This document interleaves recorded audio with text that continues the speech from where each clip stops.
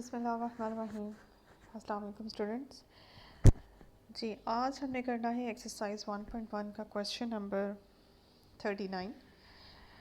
इसमें आपके पास स्टेटमेंट है find the formula for the functions f plus g, f g and f by g where f of x is equals to, ये f of x का defining behaviour है f function का। इसी तरह से g फंक्शन का defining behaviour आपको ये दिया गया है।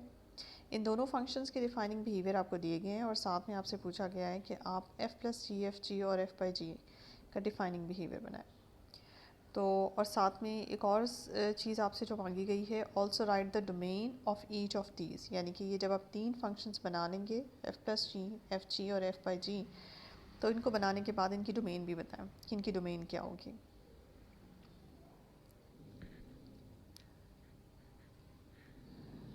जी, तो इसकी डोमेन के लिए आपके पास है, सबसे पहले तो आप f प्लस जी फंक्शन बनाएं। इसमें आपने करना क्या है, सिंपल दोनों फंक्शंस की जो बिहेवियर है इनको आपने एडअप कर लेना, ठीक है।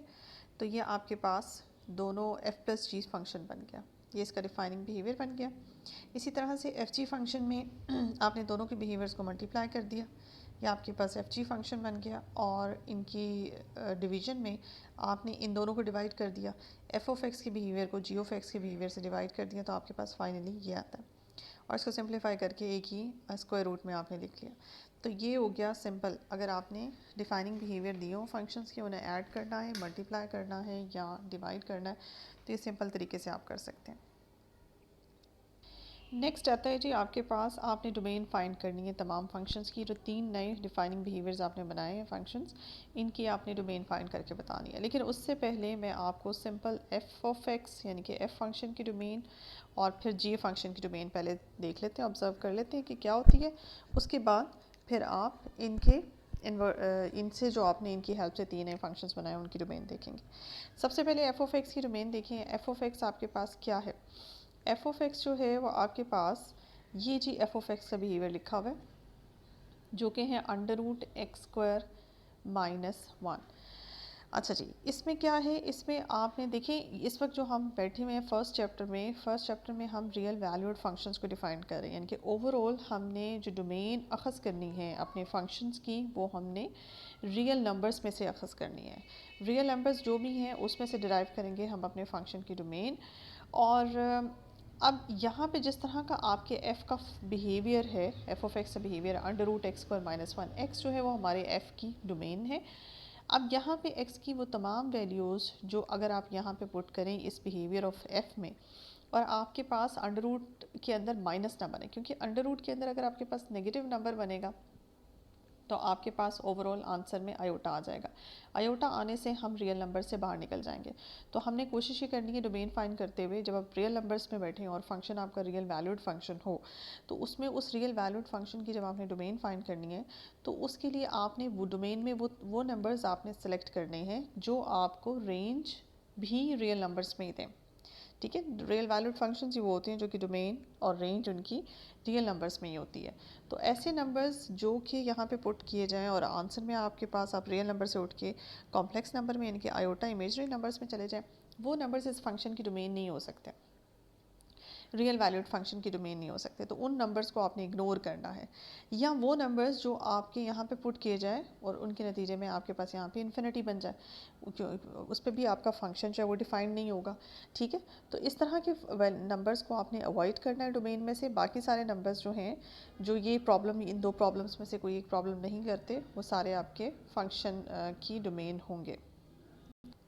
अब यहाँ पे आप देख सकते हैं कि आपको, अगर आप नंबर लाइन के ऊपर देखेंगे कौन से रियल नंबर्स ऐसे हैं जो यहाँ पुट करने से आपके पास आयोटा नहीं आता। अब नंबर लाइन में हमेशा ड्रॉ कर लेती हूँ डोमेन फाइंड करने के लिए, क्योंकि डोमेन आपने अखज़ ही करनी है, डिराइव ही करनी है रियल नंबर्स में से। तो ये मैंने नंबर लाइन आपके सामने ड्रॉ कर दी है। इस नंबर लाइन में देखें, अगर हम x की जगह यहाँ 1 पुट करते हैं, चाहे आप +1 पुट करें चाहे आप -1 पुट करें, दोनों में से कोई भी पुट कर लेंगे तो अंडर रूट के अंदर आपके पास यहाँ क्या बनेगा, 0। उस 0 से हमें कोई प्रॉब्लम नहीं है। अंडर रूट के अंदर 0 बन गया, उससे आयोटा नहीं आएगा, उससे कोई प्रॉब्लम नहीं है। इसके अलावा आप ये देखें कि अगर आप 1 के राइट साइड पे जितने भी नंबर्स हैं जो कि 1 से ग्रेटर हैं, अगर आप इस x में पुट कर लेते हैं तो भी आप उसका स्क्वायर करके जब 1 में से माइनस करेंगे तो अंडर रूट के अंदर आपके पास किसी सूरत भी नेगेटिव नंबर नहीं बनेगा। इसका मतलब ये है कि 1 के राइट पे जितने भी नंबर्स हैं वो सब नंबर्स यहाँ पे पुट हो सकते हैं। उनमें से किसी नंबर को पुट करने से आपके पास आयोटा नहीं बनता या इन्फिनिटी नहीं बनती। ठीक है, तो ये 1 के राइट पे प्लस इन्फिनिटी तक जितने भी इन्फिनिट नंबर्स हैं ये सब के सब इस फंक्शन की डोमेन के तौर पे सेलेक्ट किए जा सकते हैं। उसके बाद अब देख लेते हैं दूसरा हिस्सा। अब -1 को देखें। जैसे कि अभी हमने कहा कि -1 भी एक्सेप्टेबल है, -1 भी इन आयोटा नहीं लाता यहाँ पे, ना ही उसकी वजह से इन्फिनिटी आता है। तो आप क्या करें, -1 के लेफ़्ट पे जितने भी नंबर्स हैं, -1 के लेफ़्ट पे जितने भी नंबर्स हैं उनका कैरेक्टर भी वैसे ही होगा जैसे 1 के राइट पे नंबर्स थे, क्योंकि यहाँ है स्क्वायर। वो जितने भी नेगेटिव नंबर्स हैं वो यहाँ स्क्वायर की वजह से हो जाएंगे पॉजिटिव।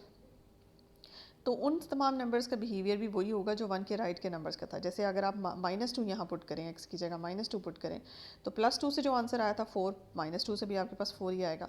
तो ओवरऑल ये सारे नंबर्स भी ऐसे हैं जो नेगेटिव तो हैं लेकिन यहाँ पे पुट हो सकते हैं, 1 से बड़े हैं, और पुट होने की वजह से उनका स्क्वायर 1 से बड़ा आंसर देगा और अंडर रूट के अंदर किसी सूरत भी आपके पास नेगेटिव नहीं आएगा। ठीक है जी। और हम ये कह सकते हैं कि -1 के लेफ़्ट पे और +1 के राइट पे जितने भी नंबर्स हैं इन्फिनिटी तक और यहाँ -इन्फिनिटी तक, ये तमाम नंबर्स एक्सेप्टेबल हैं एज अ डोमेन, जिसमें -1 भी शामिल है और 1 भी शामिल है। अब पूरी नंबर लाइन को तो हमने डिस्कस नहीं किया, अब इसमें ये पोर्शन रह गया -1 से +1 के दरमियान। इस पोर्शन को देख लेते हैं। देखिए 0 से 1 तक के दरमियान जितने नंबर्स हैं, अगर हम उनकी बात करें, इन नंबर्स की बात करते हैं, ये नंबर्स ऐसे हैं कि जब भी हम यहाँ पे इसे पुट करेंगे एक्स स्क्वायर की जगह, तो इनका स्क्वायर जब भी आप इन नंबर, जैसे आपके पास फॉर एग्जांपल 0.5 है कोई नंबर, हम यहाँ से इसको मिटा लें। अगर ये देखें जी, आपके पास एक्स स्क्वायर -1, ये है जी f(x) का बिहेवियर। और यहाँ हम इस पोर्शन की बात करें, यहाँ से हम एक नंबर ले लेते हैं 0.1 ले लें। ठीक है, 0.1 जब आप यहाँ पुट करते हैं तो आपके पास आंसर आता है 0.01। 0.1 का स्क्वायर 0.01, उसे 1 में से माइनस करें तो डेफिनेटली आपके पास जो आंसर आएगा वो नेगेटिव आएगा। अंडर रूट के अंदर नेगेटिव आने की वजह से आयोटा बन जाएगा। तो यहाँ पे सिर्फ एक मैंने मिसाल दी है, लेकिन जितने भी नंबर्स हैं वो 0 और 1 के दरमियान, उनका स्क्वायर डेफिनेटली 1 से लेस होगा, उस वजह से अंडर रूट में नेगेटिव बनेगा। सिमिलरली यही सिचुएशन है 0 और -1 के दरमियान के नंबर्स के लिए। वो भी जब यहाँ पे पुट होंगे एक्स की जगह, तो उनका स्क्वायर 1 से डेफिनेटली लेस होगा। स्क्वायर उनके नेगेटिव को ख़त्म कर देगा और वो ओवरऑल जो नंबर आएगा स्क्वायर के बाद वो 1 से लेस होगा और फिर आपके पास अंडर रूट में नेगेटिव आ जाएगा। ये तमाम हिस्सा जो है -1 से +1 तक ये प्रॉब्लमेटिक है, इसलिए ये आपके फंक्शन की डोमेन में शामिल नहीं है। आपकी फंक्शन की डोमेन यहाँ से यहाँ तक है एंड 1 से +इन्फिनिटी तक की। देखिए -इन्फिनिटी से -1 और 1 से इन्फिनिटी, जबकि 1 इंक्लूडेड है और -1 भी इंक्लूडेड है, और इन्फिनिटी की तरफ से हमारी ब्रैकेट्स हमेशा ओपन रहती हैं, इसलिए और इन्फिनिटी की तरफ से इंटरवल आपका ओपन रहता है। ठीक है, तो ये आपके f(x) की डोमेन है। तो पहले तो हमने f(x) की डोमेन यहाँ पे डिस्कस करनी थी, उसके बाद हम चलेंगे g(x) की डोमेन डिस्कस करेंगे और फिर हम इन 3 फंक्शंस की फाइनल डोमेन जो है वो डिस्कस करेंगे।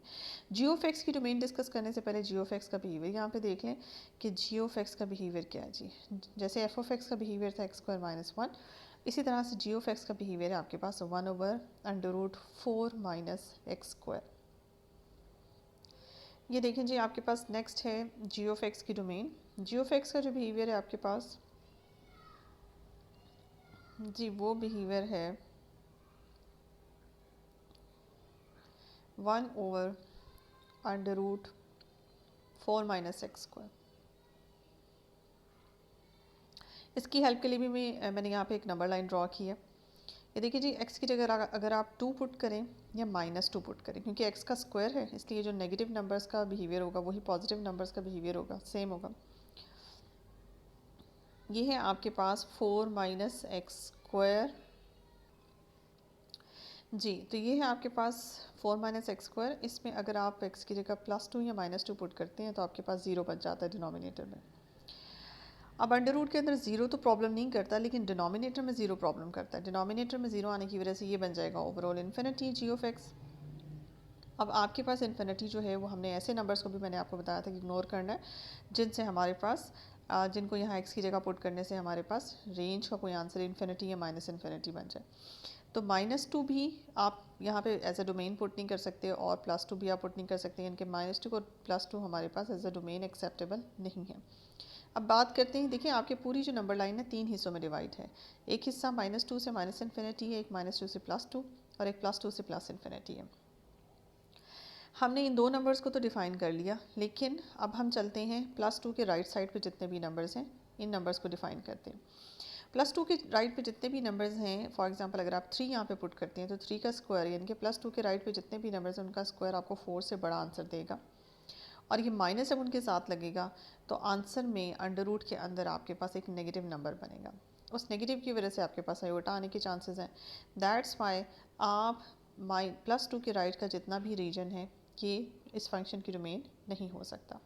बिल्कुल इसी तरह से -2 के लेफ़्ट पे जितने भी नंबर्स हैं ये भी सेम वही काम करेंगे, सिर्फ नेगेटिव है, स्क्वायर इसको ख़त्म कर देगा और इसका भी स्क्वायर से जितना आंसर आएगा वो 4 से बड़ा होगा और आयोटा बनेगा। तो ये सारा रीजन भी एक्सेप्टेबल नहीं है।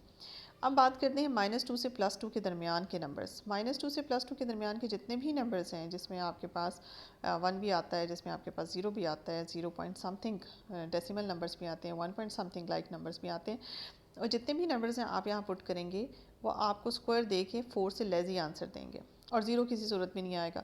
तो 4 से लेस आंसर देंगे जिसकी वजह से अंडर रूट में नेगेटिव भी नहीं बनेगा और 0 भी नहीं बनेगा, जिसकी वजह से आप को यहाँ कोई एसच ना आयोटा वाली प्रॉब्लम होगी और ना ही इन्फिनिटी वाली प्रॉब्लम होगी। तो -2 से +2 के दरमियान जितने भी नंबर्स हैं इस वक्त ये आपके जी ऑफ एक्स की डोमेन है, जबकि -2 शामिल नहीं है और +2 भी शामिल नहीं है, इसलिए मैंने इनकी तरफ से इंटरवल को ओपन रखा है। तो क्योंकि -2 और +2 को यहाँ पे पुट करने से हमने देखा कि हमारे पास डिनोमिनेटर में 0 बनता है और ओवरऑल इन्फिनिटी बन जाता है, इसलिए आप -2 और +2 को भी शामिल नहीं करेंगे फंक्शन की डोमेन में। जी नेक्स्ट है आपके पास, ये हमने f और g की डोमेन देख ली। अब इन्हीं दोनों की डोमेन की हेल्प से हमने इनके सम की डोमेन फाइंड करनी है। अब एक चीज़ याद रखें कि सम ऑफ द डोमेन का एक फॉर्मूला है। अगर आपको f की डोमेन आती है और आपको g की डोमेन का पता है तो आप इन दोनों का इंटरसेक्शन कर लेंगे तो आपके पास इनके सम की डोमेन आ जाएगी। तो ये फॉर्मूला पहले आपके जहन में होना चाहिए कि the domain of f intersection the domain of g becomes the domain of f plus g। तो इसमें आपने क्या करना है, आप ये जैसे कि अभी हमने f की डोमेन निकाली थी और ये हमारी g की डोमेन है, इनका आपस में इंटरसेक्शन ले लें। देखिए f की जो डोमेन है वो थी आपके पास -इन्फिनिटी से -1 यूनियन 1 से इन्फिनिटी, यानी कि मैं अगर इसको शेड करूं तो शेड करके जहां इंटरसेक्शन आएगा वो आपका आंसर होगा। -1 से इन्फिनिटी और +1 से प्लस इन्फिनिटी। ये देखिए जी, +1 से लेकर प्लस इन्फिनिटी तक। उसके बाद ऑरेंज से शेड कर लेते हैं डोमेन ऑफ जी को। जी की डोमेन क्या है, जी की डोमेन है जी -2 से +2 के दरमियान। ये देखें जी, -2 से +2 के दरमियान। अब वो हिस्सा जहाँ पे blue lines and orange lines जो हैं वो आपस में एक दूसरे को इंटरसेक्ट कर रही हैं, वो हिस्सा आपकी इंटरसेक्शन में आएगा। ये देखें, ये जो हिस्सा -2 से -1 तक एंड +1 से +2 तक, ये पोर्शन जो है इसमें दोनों लाइंस, दोनों कलर्स की लाइंस आपको ड्रॉ हुई हुई नज़र आ रही हैं। तो ये हिस्सा आपके इस इंटरसेक्शन में आएगा, इन दोनों की डोमेन्स का इंटरसेक्शन, ये ग्रीन पोर्शन है। ग्रीन पोर्शन यानी कि -2 से -1 और +1 से +2। अब इसमें कहीं से ब्रैकेट ओपन है और कहीं से क्लोज है। देखिए -2 जो है वो इस डोमेन में नहीं था, जी की डोमेन में नहीं था, लेकिन f की डोमेन में था, तो फिर इंटरसेक्शन में डेफिनेटली -2 नहीं आएगा, इसलिए -2 की तरफ से ब्रैकेट ओपन है। जबकि 1 का ताल्लुक 1 f की डोमेन में भी था और 1 g की डोमेन में भी था, इसलिए इंटरसेक्शन में भी 1 भी आएगा और -1 भी आएगा। और जबकि +2 और -2 दोनों ही जो हैं सिर्फ f की डोमेन में थे लेकिन g की डोमेन में नहीं थे, यानी कि इंटरसेक्शन जैसे हम नॉर्मल सेट्स का इंटरसेक्शन लेते हैं वैसे ही यहाँ पे आपने इंटरसेक्शन लेना है डोमेन्स का।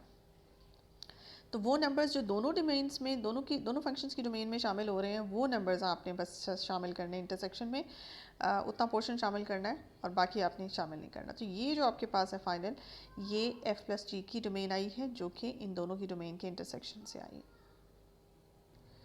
जी नेक्स्ट है आपके पास domain of F G, the product of two function से जो नया फंक्शन बनता है उसकी डोमेन का भी सेम वही फार्मूला है जो सम का फार्मूला था। सम ऑफ द फंक्शन का जो फार्मूला है यानी कि एफ प्लस जी की डोमेन का फार्मूला और एफ माइनस जी की डोमेन का फार्मूला सेम है, और वही फार्मूला एफ जी के लिए, यानी कि एफ की डोमेन और जी की डोमेन का इंटरसेक्शन कर लें, आपके पास एफ जी की डोमेन आ जाएगी। अब आपने फिर वही इंटरसेक्शन किया, जब आपने पहले इंटरसेक्शन हमने देख लिया कि किस तरह से इंटरसेक्शन आया, आपने वही इंटरसेक्शन किया तो वही चीज़ आपके पास आंसर में दोबारा आ जाती है। नेक्स्ट है आपके पास डोमेन ऑफ एफ बाई जी। इसका फॉर्मूला क्या होता है जी, ये भी वही है, एफ़ की डोमेन और जी की डोमेन का आपने इंटरसेक्शन करना है। तो लेकिन इसमें एक एक्स्ट्रा पॉइंट ये है कि जब इंटरसेक्शन आप कर लेंगे तो इंटरसेक्शन करने के बाद आपने उन तमाम डोमेन के पॉइंट्स को भी इग्नोर करना है, यानी कि माइनस कर देना। जो फाइनल आंसर आएगा उसमें से उन तमाम एक्स रियल नंबर्स के यानी कि डोमेन के एलिमेंट्स को इग्नोर कर देना है जिन पे डिनोमिनेटर में जो फंक्शन है वो ज़ीरो आंसर देता है, क्योंकि जिन पॉइंट्स पे, जिन रियल नंबर्स पे डिनोमिनेटर का फंक्शन जो है वो ज़ीरो आंसर देता है, वो अगर आप पुट करेंगे तो उससे आपके पास इन्फिनिटी बनने के चांसेस हैं। तो आपने दोनों की इंटरसेक्शन डोमेन्स का लिया और उसके बाद आपने वो पॉइंट्स माइनस कर दिए जिनसे आपके पास इंटरसेक्शन जो है, जिनसे आपके पास डिनोमिनेटर का फंक्शन ज़ीरो आता है। अब इंटरसेक्शन से तो ये आंसर आता है, और डिनोमिनेटर में जो जी है, अब जी का बिहेवियर मैं आपके सामने लिख देती हूँ। जी ऑफ एक्स का बिहेवियर था 1/√4 माइनस एक्स स्क्वायर। ठीक है, ये सिर्फ ज़ीरो आपके पास तब बनता है, जी ऑफ एक्स जो है वो आपके पास जो डोमेन थी -2 से लेकर, जी ऑफ एक्स की डोमेन थी -2 से +2 तक का ओपन इंटरवल, इसमें किसी पॉइंट पे भी आपके पास जी ऑफ एक्स ज़ीरो नहीं बनता था। जी ऑफ एक्स बल्कि इन्फिनिटी आ जाता है -2 और +2 पे। किसी पॉइंट पे भी इन दोनों के दरमियान जो इसकी डोमेन हमने डिफ़ाइन की थी, किसी पॉइंट पे भी जी ऑफ एक्स का आंसर ज़ीरो आता ही नहीं है।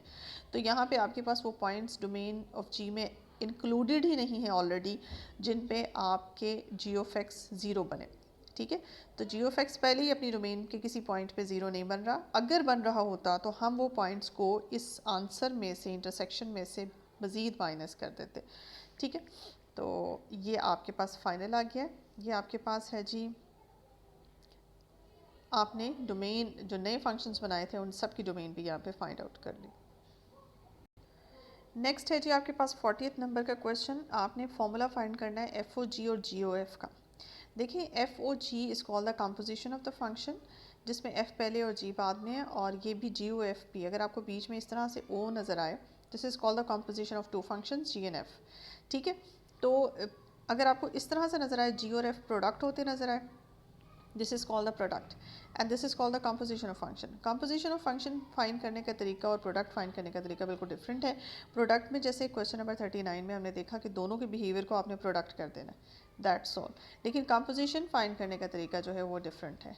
वो हम इस क्वेश्चन में देखते हैं कि कंपोजिशन किस तरीके से फाइंड करते हैं। ये देखिए जी, आपके पास कंपोजिशन सबसे पहले आपने फाइंड करना है एफ ओ जी, आपने फाइंड करना है। एफ ओ जी का मतलब होता है f of g of x. ठीक है, पहले आपने जी ऑफ एक्स का बिहेवियर लिखा जो कि आपके पास क्या है, एक्स स्क्वायर प्लस 3, और उसके ऊपर आपने अपना फंक्शन अप्लाई कर दिया। यानी कि आपको दूसरे लफ्ज़ों में मैं ये कहूँगी कि जब आपने ये लिखा f of g of x, तो पहले आपने एक्स पे जी का बिहेवियर अप्लाई किया। जब आप एक्स के ऊपर जी का बिहेवियर अप्लाई करते हैं तो आंसर आता है एक्स स्क्वायर प्लस 3, ये आपने लिख दिया। अब ये जो आपके पास एक्स स्क्वायर प्लस 3 है, इसके ऊपर आपने एफ़ का बिहेवियर अप्लाई करना।